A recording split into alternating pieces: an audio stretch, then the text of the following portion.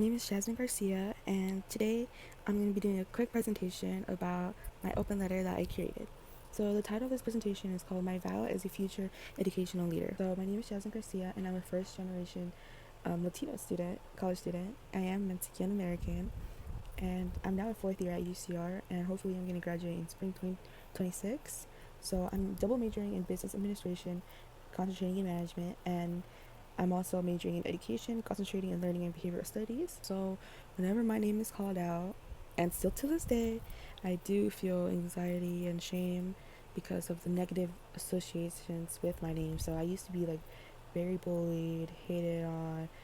People would say hateful things to me, broke down my confidence, and overall was judged like heavily during my K to 12. I'm not gonna make this sappy. I'll make this quick.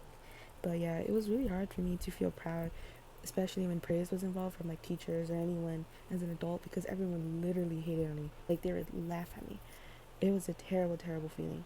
Very terrible. And I feel like this resonates with a bunch of students, honestly, especially younger students. So like maybe like elementary and middle school, not so much high school anymore.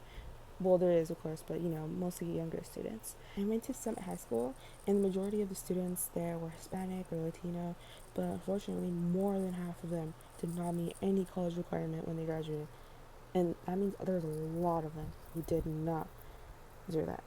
And I feel like since even though our high school was like number one in our district, we were placed in an area that was like mostly like a white neighborhood area that was like more like upscale middle class, and because of that I feel like they probably thought that, oh, they don't need college, or maybe like, oh, maybe they know how to apply already and everything. But no, we don't. Some more than the whole school probably was first gen, because a lot of them did not have good enough resources to apply to college, or even have the option to go to college, because they didn't have access to these resources, nor did anyone provide them at all. Like for me, I struggled so hard. I had a lot of sleepless nights. I was crying and everything because I did not know what to do. I wanted to go to college. My parents wanted me to go to college.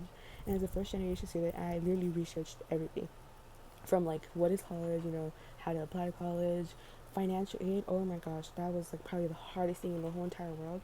And once I was able to like research and figure it out, I decided like I should just help other students. So I did help other students in my high school when it came to financial aid. I helped them plot, I helped explain, which was insane because I, as a high school student, should not be the one explaining financial aid to the other students. It should be a teacher or an administrator or literally a college coordinator, and anyone else should be explaining this. This is crazy. But yeah, how can I help? I could become a mentor for students who are struggling, and for younger children, I would like to empower them, encourage them to do well in school, and I would hope that parents can also get involved with students, and I know they do. I know, especially for people who are people of color, low income, or even immigrant families, they don't know what to do. They want the kids to succeed, but they don't know what to do. But just knowing, just being an advocate and being a voice for your child, that is more than enough. You taking your child to school every day and making sure they're doing their homework, making sure they can come to you for any questions or problems, that is more than enough right there. That is perfect. That's amazing. That's a step to the right direction. Parents have amazing involvement when it comes to the child's school. So all of us, we are a community. We need to stand up for these students. We need to see our students succeed. They need to succeed, especially with everything going on today where our president is trying to abolish the education system. That is terrible. They don't want us educated, which is insane. Very, very terrible. And we see these even teachers who are discouraging kids who are people of color, who are they just think that they're dumb. They think that they're not good enough, that they're not going to be good enough, that they won't have the resources to go to college or to even have a chance of an education. Our own teachers, imagine that. We need to stand up and actually give advice to these students. We need to motivate them. We need to be like, hey, you are worth it. Yes, you can get an education. Anyone can get an education. Anyone. And I hope that us as a community, parents, teachers, literally anybody, anyone can be an educational leader. Anyone. We just need to help students, have a chance have a chance to get an education. My vow is that I vow to become an educational leader for my community. I know I can't change the world, even though I would hope so. I would really, really want to. But unfortunately, that's probably impossible. But, it's okay to dream big.